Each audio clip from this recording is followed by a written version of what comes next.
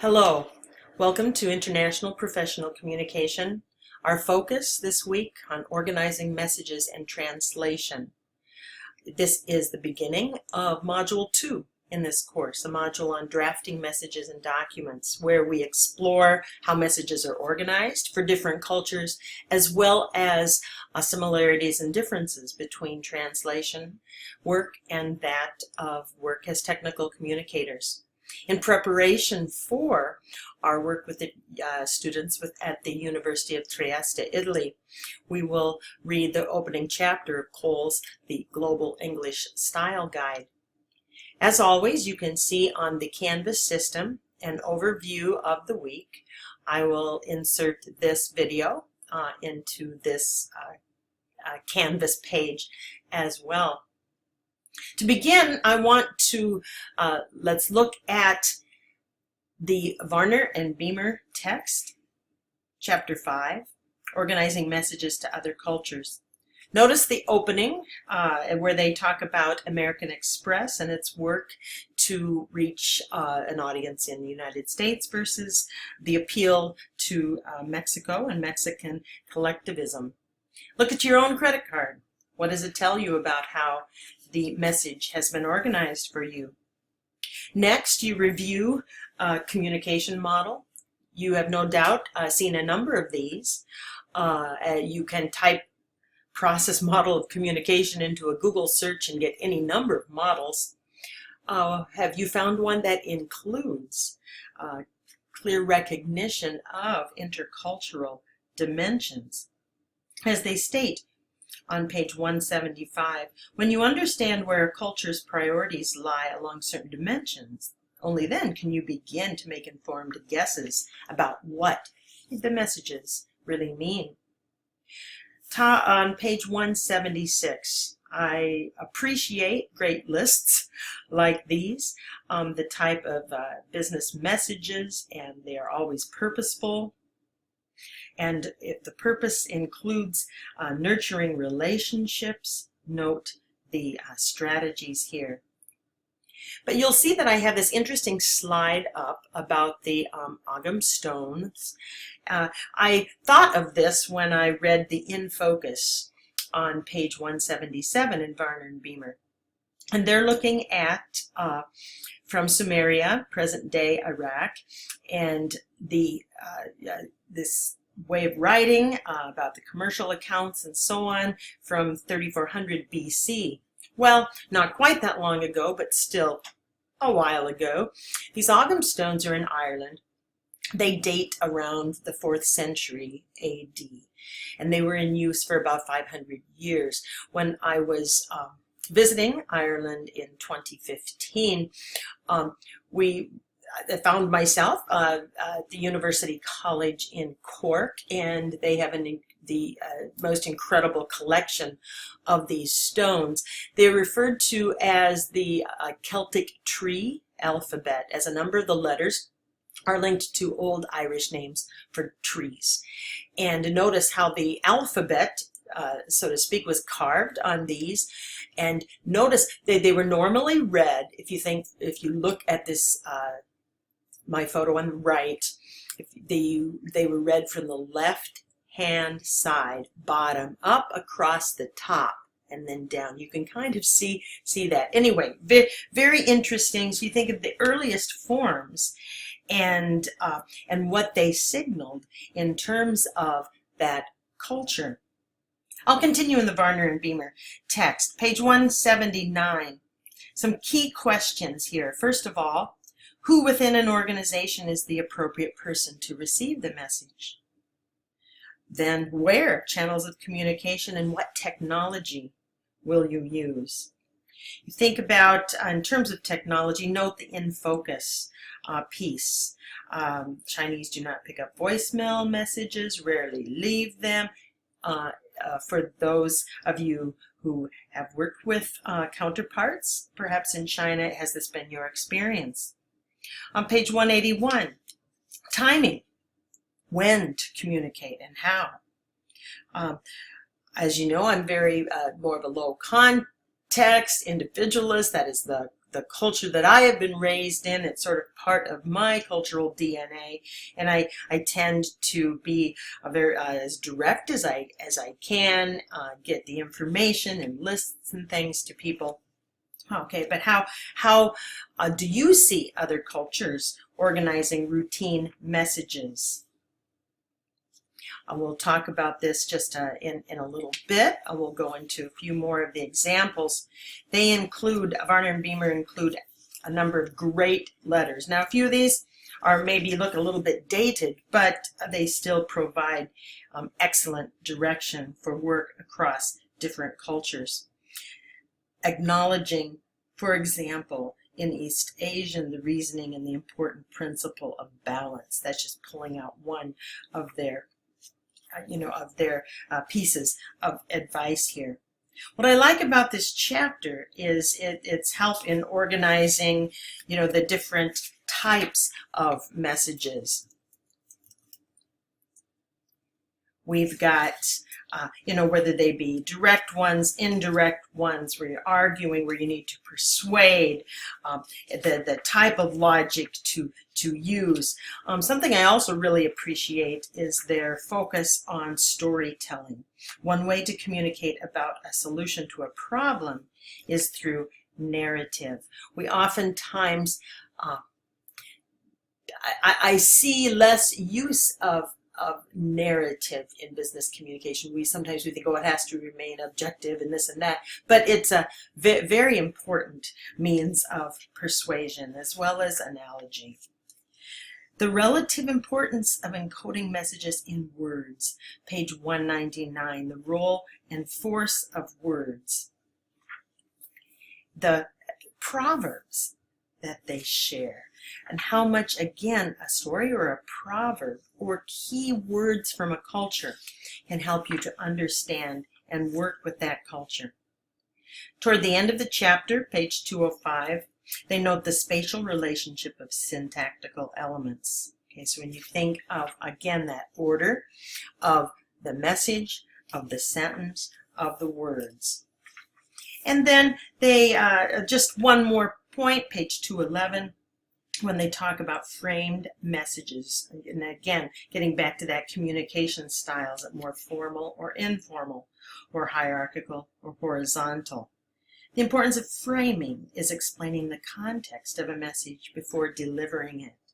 The importance of our work in international professional communication, of understanding the context and those cultural dimensions before we construct and deliver messages.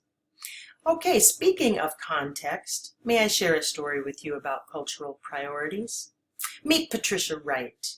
I had the opportunity to work at the Applied Psychology Unit as a visiting professor in Cambridge, England. Patricia Wright was my supervisor. I came to her office on the first day with my notepad ready to work and to say, okay, who am I going to be conducting research with, and so on. She said, sit down. I have one rule. You will never miss morning coffee at 10. You will never miss afternoon tea at 4 p.m. This is a rule.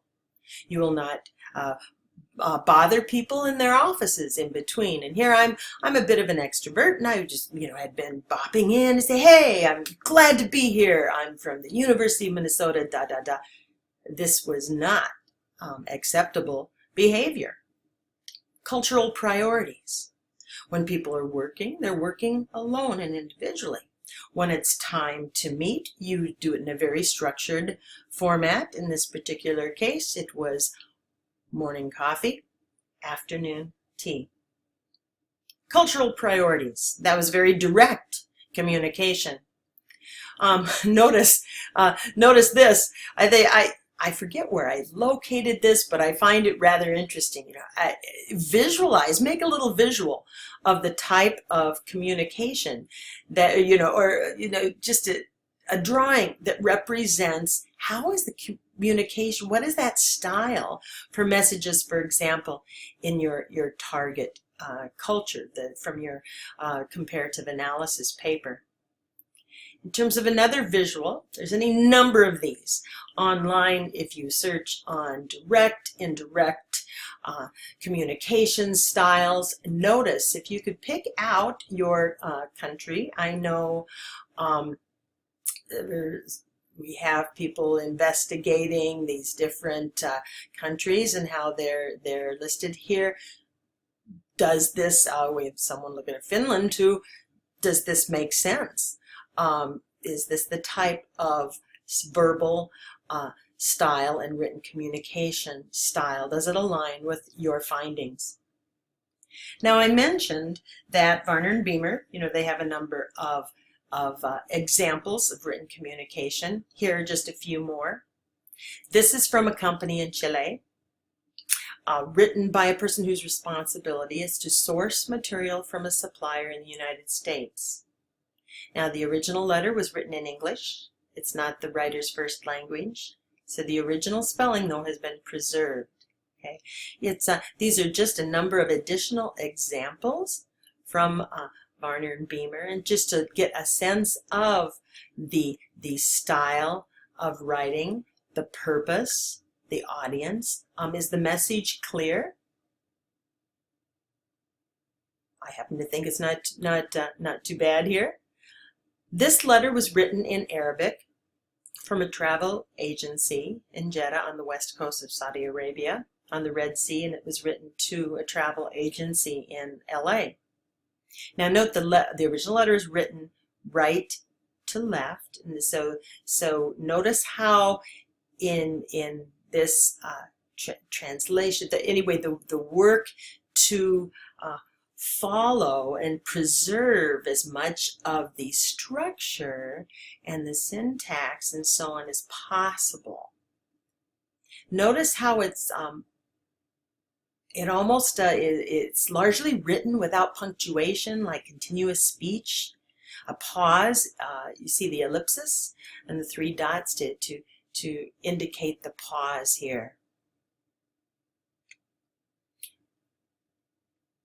There's any number of sites that will give us helpful, useful phrases to structure letter content for different cultures.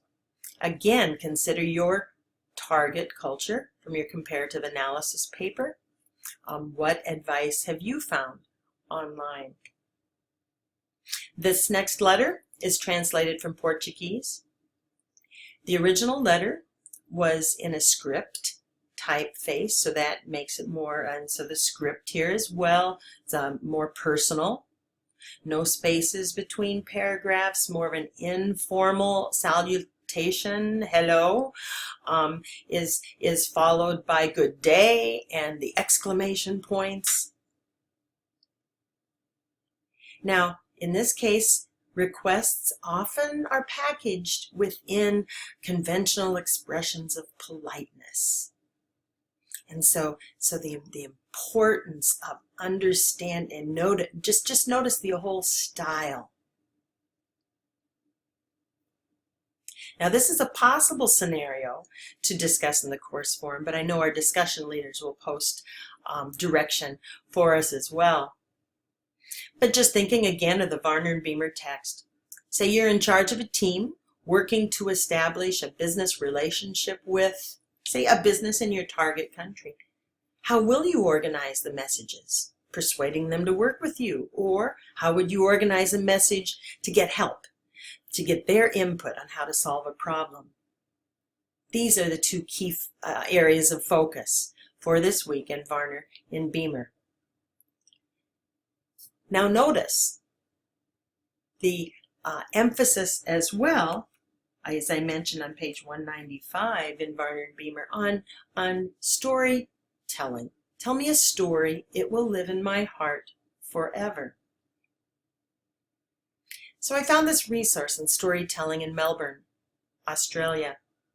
And the importance, they said, of leadership. Okay, so I think in business leadership, it's moving from an inform and expect model to an inspire and respect one. With storytelling giving leaders a way of shifting perspective. Most people don't need any more information thrown at them. We're drowning in a tsunami of information. What makes sense is, people need leaders who can help them make sense, and storytelling is a simple, powerful strategy here. So I ask you, what story do most people in your target country know? What stories do most people in your home country know? How do these stories compare? Now, Weiss, and I have the link to this excellent resource. It's available online from our library, Elements of International English Style. Please include it in your toolkit of resources for international professional communication. But their gist, Weiss's gist on correspondence is right here in this list. Eliminate Western lingo, adopt the receiver's format. That's why I shared those examples earlier here. Emulate the receiver's, especially the opening paragraph and customary, I would say, salutation as well as closing. The extreme err on the side of being polite and formal. Now, we had a great discussion on stereotyping versus generalization. Assess other cultures without stereotyping. Localize radically. Think of what localization, what is local for that audience. And then, obviously, Hall, is this a high context culture, a low context, and so on. Now, the other component for this week is translation and technical communication. Obviously, we have any number of translation apps. Which ones do you use? How have you found Google Translate? Its pros and cons. Written a couple years ago, but we continue to ask the question, are we getting closer to having a real universal translator? This is one of the optional resources, but Daphne Walmer is a member of our Writing Studies Department, Technical Communication Advisory Board. And she worked for years with Medtronic's efforts to improve translation and localization. This is her figure 1, very key figure, potential causes of translation problems. Think about this, maybe take a screenshot of it from the article or from here and have it handy as part of our translation project. Now, Patricia Minacori, she is co-authored with Weisblatt. I know Patricia from a number of projects, and recently presented just last week at a conference that she hosted at her home institution, Paris Diderot in Paris, France. Now she notes in the U.S. where there is an established history of technical communication, translation is not considered as an offspring of TechCom, if only because of the difference in requirements and language skills. In Europe, the opinion that TechCom is a form of translation is not uncommon, hence the title of her piece, Chicken or Egg. Now, what she and her colleague have done here is they've put together, please look at the appendix. It's a nice comparison of all the competencies for translators and those for technical communicators. Now, okay, we think of our program and technical communication, and oh, by the way, does that source text that you have developed, does it need to be translated?